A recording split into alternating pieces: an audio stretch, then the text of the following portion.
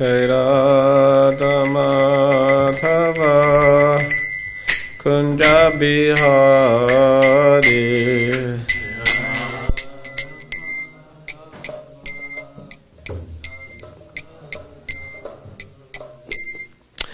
Radha Madhava Kunja Bihari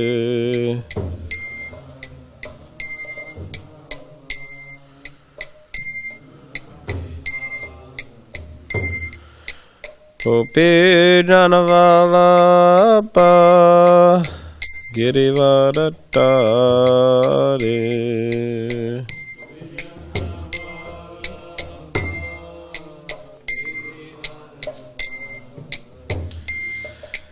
Gopi Janavalabha Girivaratari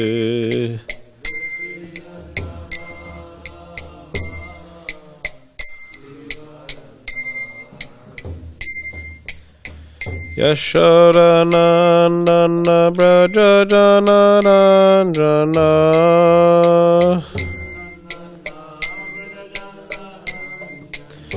Yashodanandana Braja Janaranjana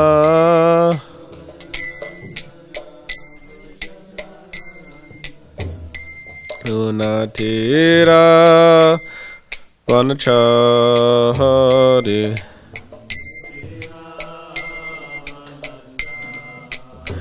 Yamunatira Vanachari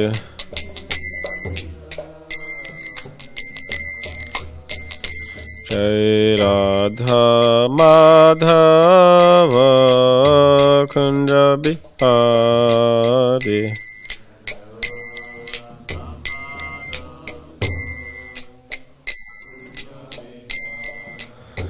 Jai Radha Madhava Kunja Bihari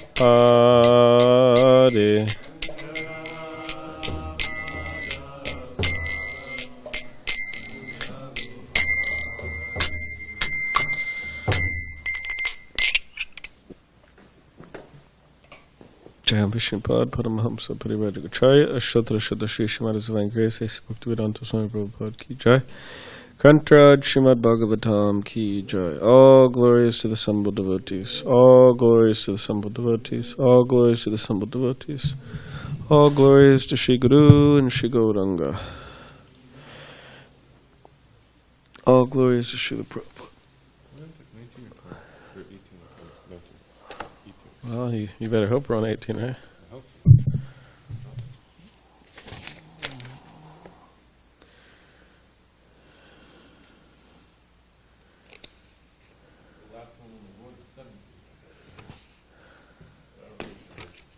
No, we're not on 18.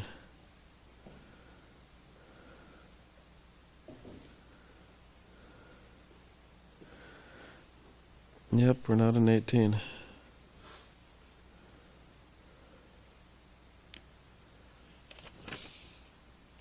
We're on 20. Yep. Yep, we're on 20.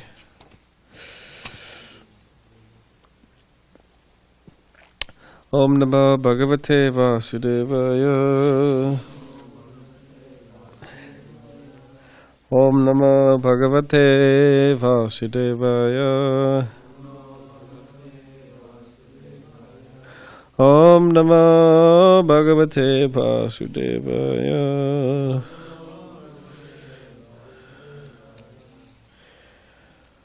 Okay, so we're on Srimad Bhagavatam, Canto 4, entitled Creation of the Fourth Order, Chapter 11. Swayambhuva Manu advises Dhruva Maharaj, and we're on text 20. But 18 is on the board. So, what should we do? Chant 18? Alright, everybody could chant 18, and then we'll just read 18 and 19. And then 20. So what's the meter here?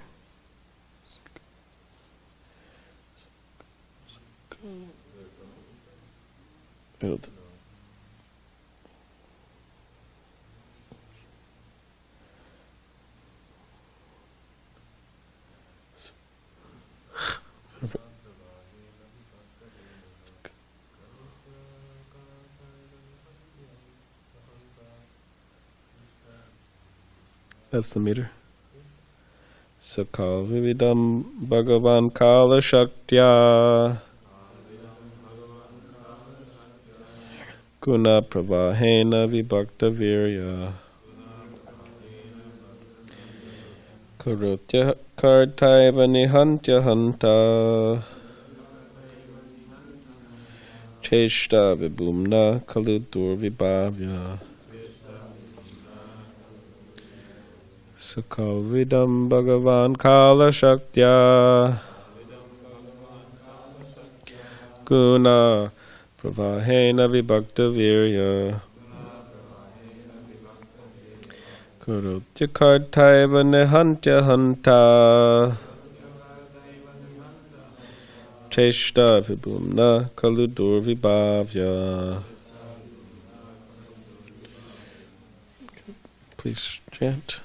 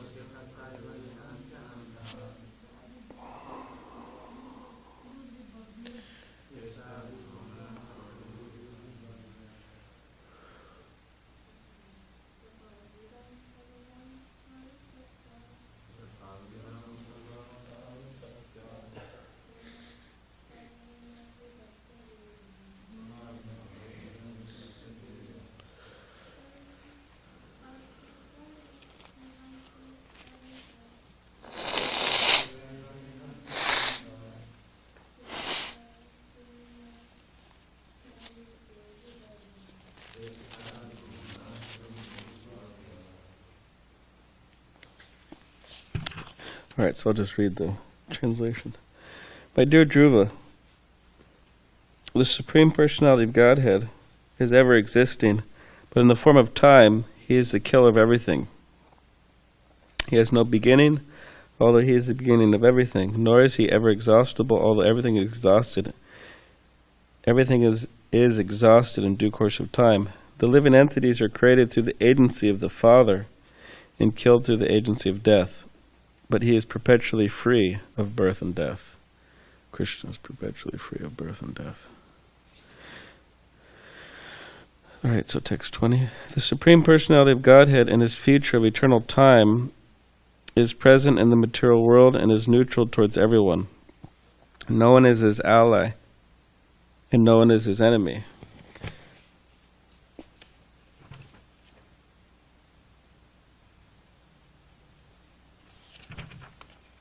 Oh, I didn't read. I didn't read 18. Okay, I'll read 18. Sorry, this is the one we chanted. 18. The Supreme Personality of Godhead, by His inconceivable supreme energy, time, causes the interaction of the three modes of material nature, and thus varieties of energy become manifest. It appears that He is acting, but He is not the actor. He is killing, but He is not the killer. Thus it is understood that only by His inconceivable power is everything happening. All right, so 19, now 20.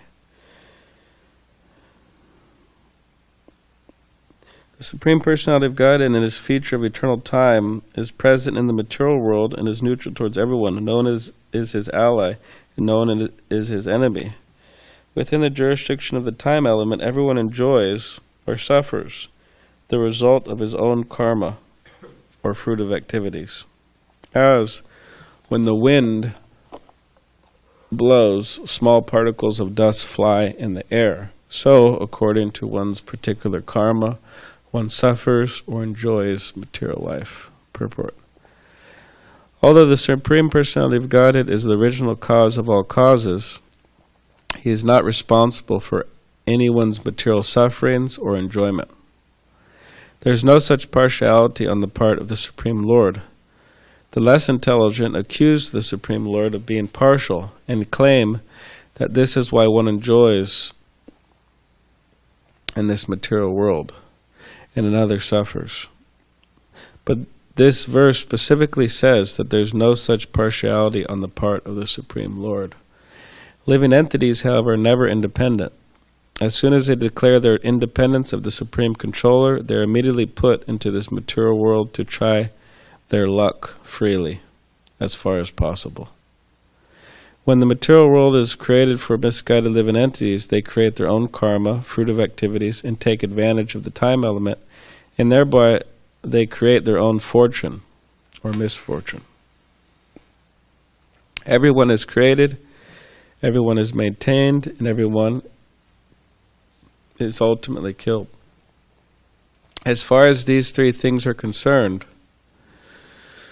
the Lord is equal to everyone. It is according to one's karma that one suffers and enjoys. The living entity's higher or lower position, his suffering and enjoying are due to his own karma. The exact word used in this connection is anishaha, which means dependent on their own karma. The example is given that the government gives everyone the facilities for governmental action and management. But by one's own choice, one creates a situation which obliges him to exist under different types of consciousness. The example given in this verse is that when the wind blows, particles of dust float in the air. Gradually, lightning occurs, and then torrents of rain follow. And thus the rainy season creates a situation of varieties in the forest. God is very kind. He gives everyone an equal chance, but the resultant actions of one's own karma, one suffers, but by the resultant actions of one's own karma, one suffers or enjoys this material world.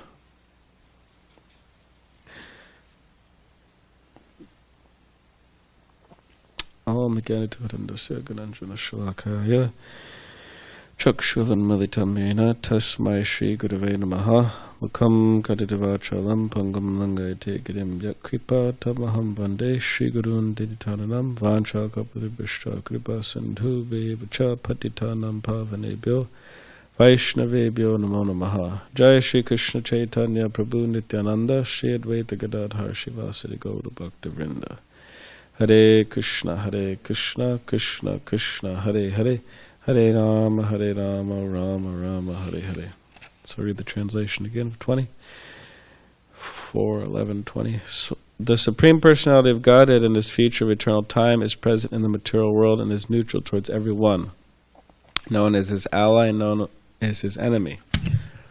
Within the jurisdiction of the time element, everyone enjoys or suffers the result of his own karma, or fruit of activities.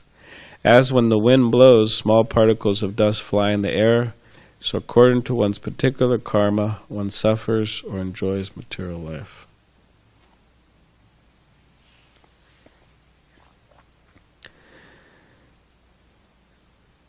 Hare Krishna. So this is a very important verse. And if one accepts it, then speaking about suffering, because it's mentioning suffering, one will suffer a lot less in life in general. And why is that? Because it's particularly stating, or specifically stating in this verse, you could say, the cause of suffering or enjoying in this material world. And the cause is ourselves and what we've done. So generally people don't have a hard time in life when things are going well materially. People say, "Oh, great! I have good health, and I have some intelligence, and I have some money, and I have a nice place to stay, and so on. Friends and family, loving friends and family. So not much to complain about." Which all those things are fine and good. But when one has those, and maybe there's not so much suffering, then the tendency is they may not complain so much about their condition, or they may not feel that they're suffering so much. Of course, some people, even though they have all that, they're still suffering. A lot of people, actually. Anyways, that's another story, but another case. But when one suffers due to so many different things, due to one's body, due to one's mind, due to other living entities, certain situations come up within one's life which causes one's difficulty. So when that happens, a lot of the times people ask, "Why am I suffering?" A lot of the times they don't ask, "Why am I enjoying? Why are things going well for me?" They don't ask that, usually. They say, why am I having such a good time here? Why am I living in La Jolla? And why do I have whatever? Why do I have such good health? Or they don't really inquire. But when they're suffering, "Why am I suffering?" They may ask. Of course, not everybody asks, but some people ask, "Why am I suffering?" So the srimadbhagavatam, and here the verse, the purport, it's saying that we're suffering, if we are suffering, if we do suffer at all in our lives, if we experience any distress or pain, past or present or in the future. It is because there's many different reasons, but one of the main reasons is because of what we've done in the past. Certain activities we have done that have put us in a particular situation. And of course, we do not remember everything we've done. We do not remember everything we've done in this life, what to speak of our previous lives. Because karma is a very intricate thing in that it not only what we've done in this life, but also what we've done in past lives is accounted for. Woke up early. So not only what we've done in this life is accounted for, but what we've done in past lives also. So all of us here, we have different bodies, obviously. We have different minds. And the certain bodies and minds we have may present different challenges for us. It means sometimes people are prone to anger, or sometimes people are prone to whatever, so many different things. Having a scattered brain, it's called scatterbrain.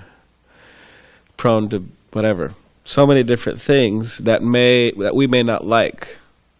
That may not be so beneficial for Krishna consciousness.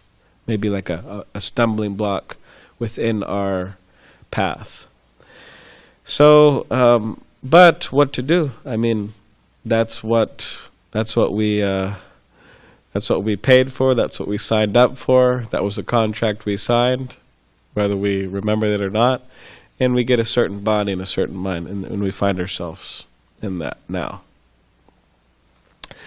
So whatever we're undergoing, the hardships, the difficulties, it is challenging to overcome that, because certain karma one can practically speaking never not experience the result of that karma. In other words, one can't change it. For example, one is born in this life and I don't got any problem with people wear glasses, but someone needs glasses. That's just, you can't change that. There's people out there, we had one brahmachari, he would do all this, I don't even know what he was doing, but he would tie a string to a part of the tree out there, and then he would tie it to another part of the tree, and then he'd be sitting there looking at the string, without his glasses on, he'd be looking at the string. And this somehow was supposed to cure you from not needing glasses, And, he was doing it. And he would always say, oh, glasses are bad, although he needed them, but he tried not to use them, And he would do all this type of stuff, exercises. And Bhakti said, Srila Prabhupada's guru, he had glasses and whatever. So practically speaking, it's very difficult to free oneself of particular, you can't change certain things. Yeah. So, you can't change, I was born in America, so I can't say, oh, well, I want to be an Indian. That's just my karma. I was born in America, and I can't change that. And Ramapati, who was born in India, he can't say, I want to be born an American. I guess he's American citizen, but whatever. So that's there. But there are certain things that one can transcend. Certain karmic reactions one can transcend. Like I was saying, one is prone to anger. That's a karmic reaction. One is prone to selfishness. That's a karmic reaction. All of this past activities building up, and then we have a certain consciousness right now. So one can transcend that in so many different things like that by a very powerful practice of Krishna consciousness. And as Srila Prabhupada would say all the time, and as stated in the Vedic scriptures, Harinama, Harinama, Harinama, Eva Kevalam, Kalau Nasdeva, Nasdeva, Nasdeva Gatir Yata. So that within this age of Kali, the means of God realization, of self-realization, of perfection is chanting the holy names. So practically speaking, that's how we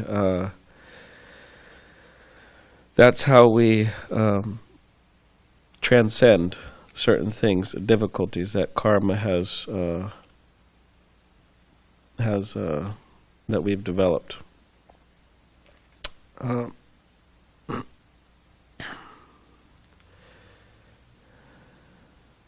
And it says here that, or Srila Prabhupada says here that Krishna is not responsible for one's material enjoyment or suffering. It is us, again. And it says that Krishna is partial. So it means that Krishna gives everybody a chance. It's not that Krishna gives one person a chance and then he doesn't give another person a chance. He gives everybody a chance. But certain people know how to utilize that chance properly, and certain people don't.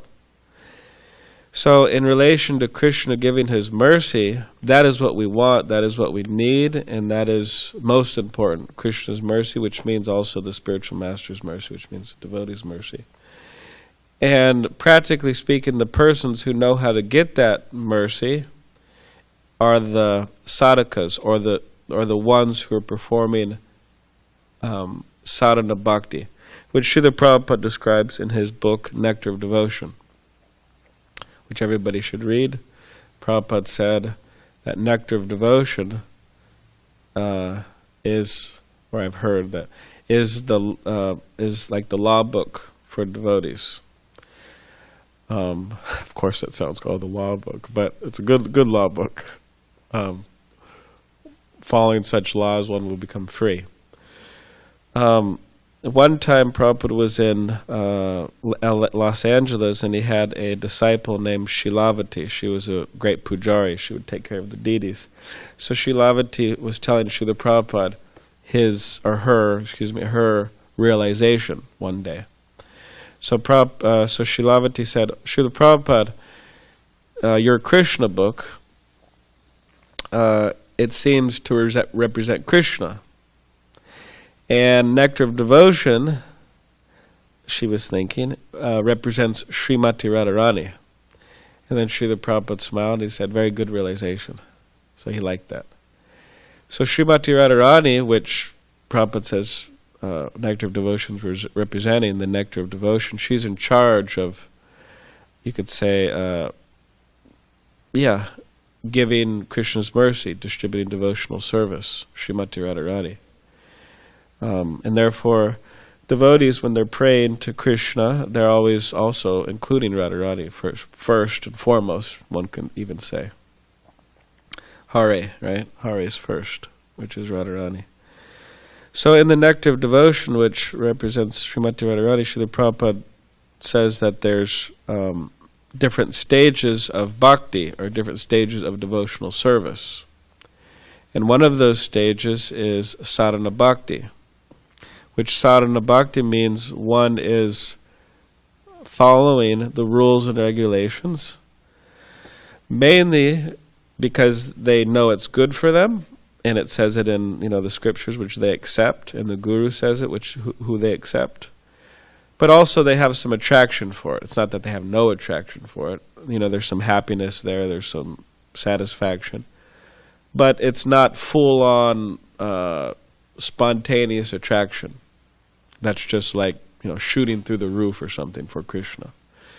It's not that, when 4 a.m. hits, the alarm goes off and, to just jump out of their bed and Hare Krishna, and they run to the bathroom and very happy to get up so they could run downstairs and see the deities, Maybe they're like that sometimes in sadhana bhakti, but sometimes they're not. Sometimes, oh man, I got to get up, I'm tired, and I don't know if I could do it, and so on. Whereas one on more of a spontaneous attraction, even if they're tired, Krishna chanting, for example, will just, it's not that when they're chanting, they'll just necessarily just conk out and fall asleep. But what will happen is the holy name will, they'll awaken them. In other words, they have so much attraction for it that that they cannot help but have their mind spontaneously attached and drawn toward it. For example, like generally speaking, one may be very tired.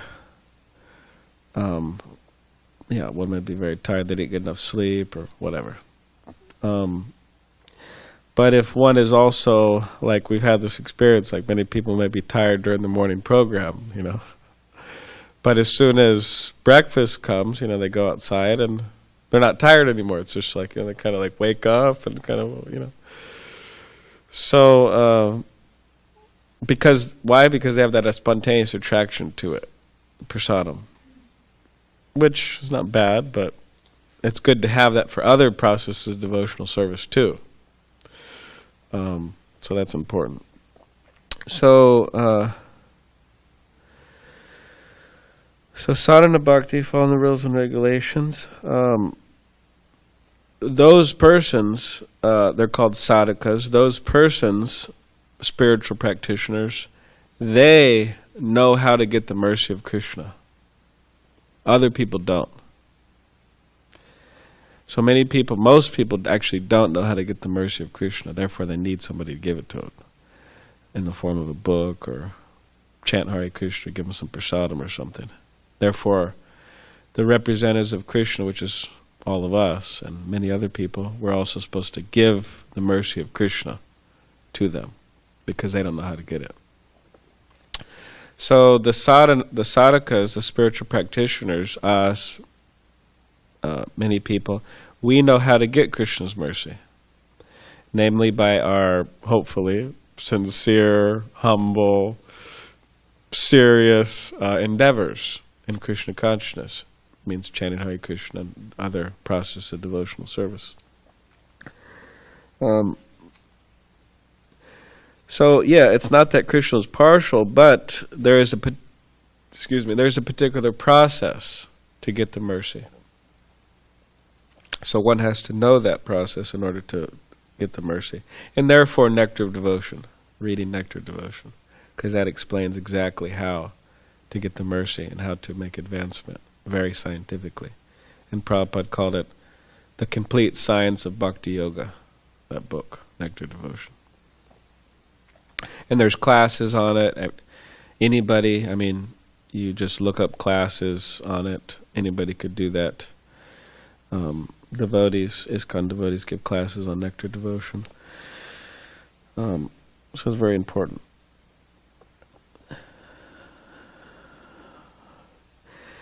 So, and then Prabhupada says that unintelligent people, or you could say misfortune or unfortunate people, they think that, what does he say exactly here?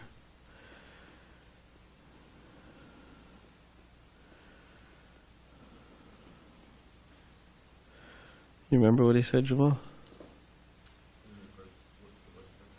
Well, Prabhupada says unintelligent person. Yeah, where is that? What paragraph is it in?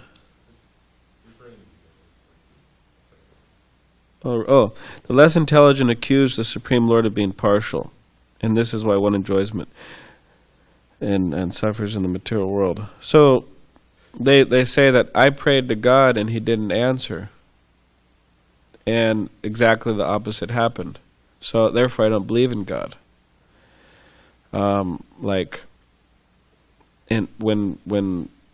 When people in the past, when people would go to war, the mothers and the wives and daughters, they'd all be praying for their husband and their father and their son to come back home, without a scratch. It's war. Sometimes people die in war, I heard. But anyways, they'd be praying like that, and then somebody of them wouldn't come back, and then they lose their faith in God. So Srila Prabhupada, I heard the other day, it was yesterday, he was giving the talk, and Prabhupada said that, Krishna's in a conflict. He's in it's at a conundrum, right? Conundrum. He doesn't know what to do. He does know what to do, but and Prabhupada gave the example that the thief, he's praying, please let the shopkeeper keep his back door open so I could go in and just loot the place, steal everything, and I could get some whatever money. So that the thief is praying to God like that. And then the shopkeeper is praying to God, oh God, please do not let the thief come, and steal my stuff. So in this way there's some, Krishna has to, figure out which desire he's going to satisfy.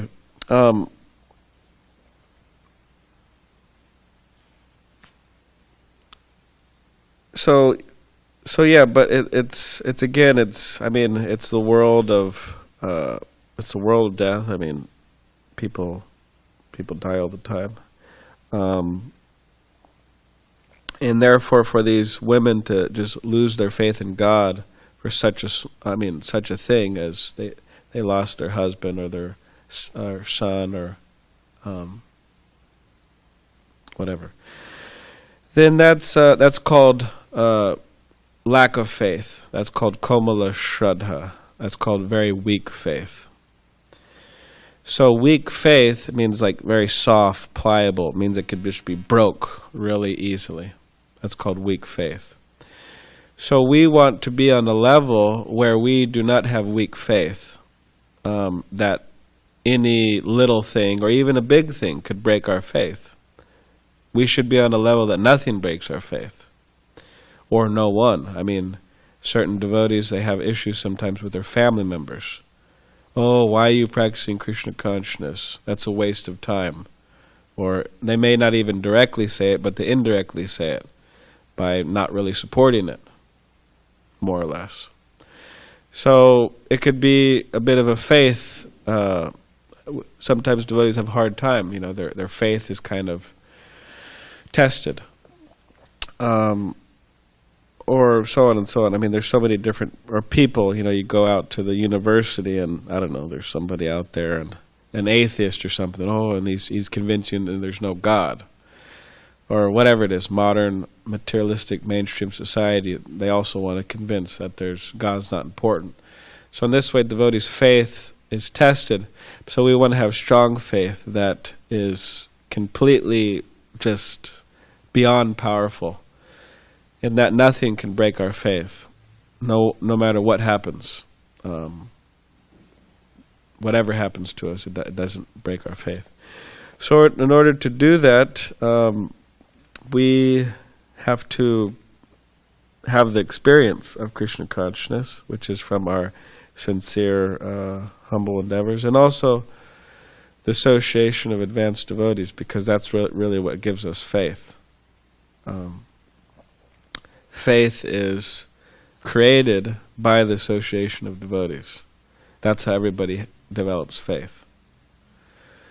They first come to Krishna consciousness, and then they start associating with devotees. And then once they associate with devotees, they start, this is making sense. And devotees convince them by their behavior, by their words, by their example, by their happiness. They convince them that Krishna consciousness is good and wonderful, and they should do it.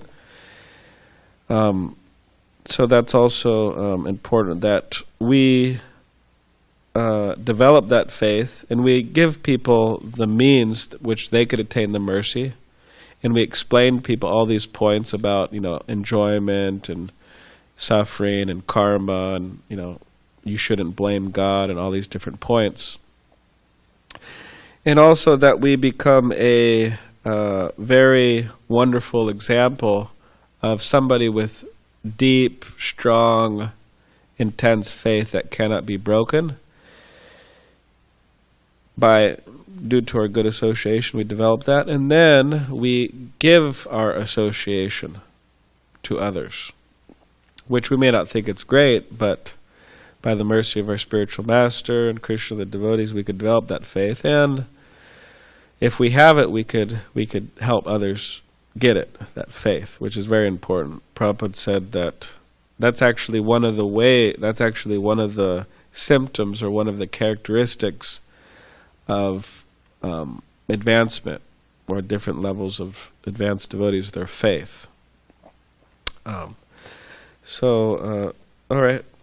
So does anyone have any questions or comments? Okay, Glenn. Okay, Jamal first. Glenn and Sis. His Holiness Giriraj Swami, his name before his name was Giriraj Das, was Glenn. So my grandfather's name, my mother's father, is also Glenn. And my mother's son, not my mother's son, that's me. My mother's brother is also Glenn. There's a lot of Glens, a lot of good Glens. You're also a good Glenn. There's bad Glens too, but you're a good one. All right. I agree. You're a very good Glenn. I wanted to... Bhakti Glenn. You're a good Bhakti Glenn. I wanted to share a pastime? kind of a realization that I had when you were speaking. But first, do you remember that verse that we had recently read last week at Bhakti Bob's, the one where Krishna says... oh yeah, I was going to mention that. Thank you. You know what I'm talking about? Yeah. Okay. You want to look it up? I tried looking up it's the key words. It's Tate. Excuse me. It's TAT space TE Tate, and then space NU Nu Tate Nu Kampam KAM. Is it coming up? Tatendukampam.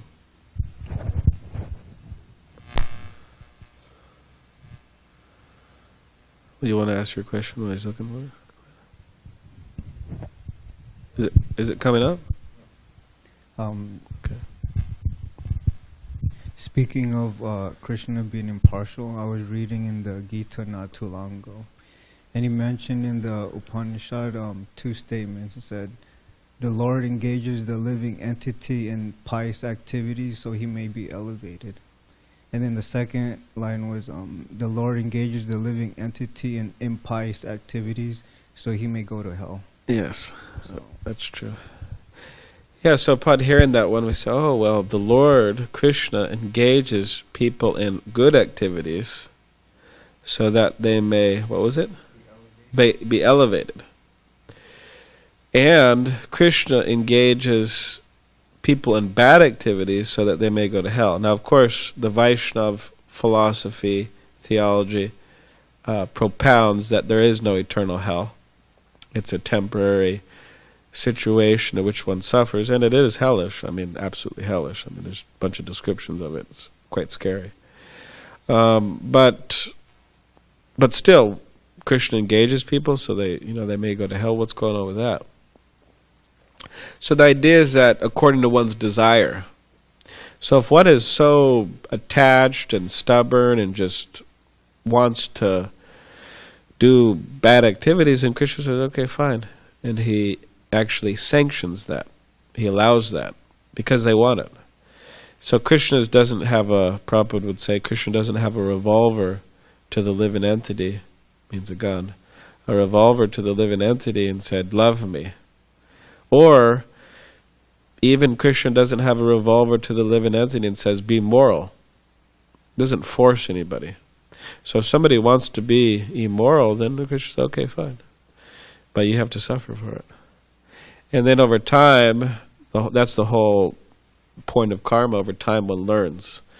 They have like a scar in their brain in which they may not even know or why they think certain ways and feel certain ways about certain things, but they just don't want to be involved in certain things because of all that suffering they've undergone. So that's how Krishna engages. Did you find it? Yeah. Okay. Okay. So I. So you want to read it? Yeah, but I was going to read it after I share my comment. So you're. You got a whole plan here, huh? Prabhupada had mentioned. Enjoying and suffering, and not viewing it as Krishna's partiality or partiality to one over another. And then you were saying that whether we remember or not, we must experience the results. Experience the result of our actions. I've even before coming to practicing and trying to practice Krishna consciousness, I believed in reincarnation and karma and whatnot. But I was never so sure, if one doesn't remember, why is it fair that they suffer for the things that they do? But when you were speaking, it's kind of, I made a relation to something else very practical. But like say one who has diabetes, just because they don't remember every single time in their life that they overindulged in sweets, just because they don't remember every last cookie that they had or every last piece of candy or every last piece of cake that they overindulged in, doesn't mean that they're going to be free from developing diabetes. Because it's just a natural reaction to what they were doing. Whether they remember it or not, it's still coming. So it's not that it's unfair; it's just natural. On the positive side, this verse which we had heard last week. Can I just make a comment on what you said real quick? So yeah, whether one remembers all the times he or she ate sugar and now they're suffering from diabetes. Yeah, so we don't remember all the things we've done, and actually that is Krishna's mercy. We don't remember. I mean, even in this life, I mean, most people I know, they've done things they don't want to remember. Why? Because it was just foolish or traumatic or just dumb. And it caused them pain, and they don't want to remember it. I mean, myself, I don't want to remember certain things. So what to speak? I mean, if I had to remember all the things I've done and now I'm suffering for, I mean, that's like really. I mean, people have a hard enough time at it as it is. You know, what do they call it? PTSD, post-traumatic stress disorder. You know, they go off to war and they come back and they just. So what to speak if we're eternal, which we are, and we had so many lives, which we did. If we remembered all those lives and all the things we've done and all the what to speak of, yeah, it's just way too traumatic. It's actually Krishna's mercy. It's not like a mistake or something. Oh, well, why can't we remember everything we've done and now I'm just suffering for no reason. I don't even know why I'm suffering. Well, it's actually Krishna's mercy. So another point before you read that verse was that people because this is in relation to that verse, people think, oh, well, they have a tendency when they're enjoying or they're materially happy, they don't remember God. And they think it's because of their own doing that they're so successful. And they say, oh, you know, look at my intelligence and look how, you know, my endeavor and, you know, look at me, right? This is all due to my, right, endeavor. And then when something bad happens, they say, oh, you know, God, why are you doing this to me? And it's all your fault. And they don't see it as their own. So that's a general tendency sometimes. All right, so you want to read that verse? Okay. No, I don't think so. But I'll read it since I'm here. Okay. So this is a prayer from Lord Brahma, who's praying to little Krishna. He's like, I don't know, 6 years old or something like that. So there's this whole pastime where Lord Brahma steals the calves and the cowherd boys, puts them in a cave. He's like trying to play a trick on Krishna. And then Krishna expands, duplicates into all the cowherd boys and the cows and the calves. And then the boys, original boys, are there in the cave like a year, you know. So anyways, Lord Brahma realizes, oh, this is God, this is Krishna. So then he feels really bad and he's offering all these prayers to him. So this is in the 10th canto. And it says that Krishna is just there, and he's holding some fruit and yogurt in his hand, and he's just kind of looking at Lord Brahma, and you know, while Lord Brahma is offering all these prayers, and he's thinking, oh, I kind of want to just go. I just want to go kind of hang out with my cowherd friends and, you know, play in the forest, you know. Anyways, so one of these prayers, Lord Brahma, this is what he says. So it's a very famous verse. Tate nukampam sisamikshravana bunjana evatmakritam vipakam rigvagva purbir vididan namaste jivetalyo bhukti padesadaya bhak. Right, this is the English. My dear Lord,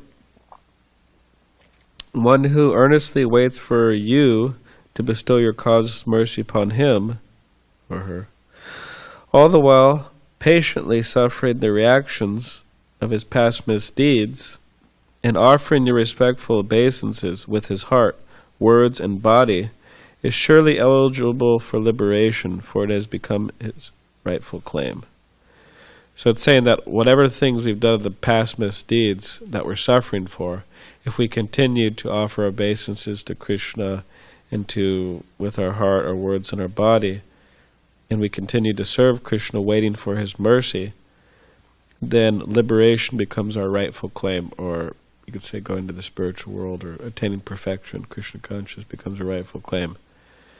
And the example given is that you just have to stay alive. So in order to inherit something from somebody, means your mother, your father, whatever, one of the basic qualifications, you just have to stay alive, and then you'll automatically get it. So we just have to stay alive in Krishna consciousness, and we'll automatically attain the success of Krishna consciousness. And alive means chanting Hare Krishna, and reading books, and all the things we're doing. So it means to be alive, enthusiastic, spreading Krishna consciousness. And Prabhupada says that this verse, he says it in the Nectar Devotion, he says that this verse should be followed by all devotees. It's a very important verse for all devotees. So, does anyone have any other questions? Okay. Oh, really? I used to work at Coronado's retirement home, and this lady, she was going to pass away, and she was writing her will, and you were talking about inheritance. Do you know who she gave her earnings to? To her dog? Her cat. Oh, really? Yeah. How much? I didn't ask, but it was good amount. So she left everything to her cat, and it was just funny.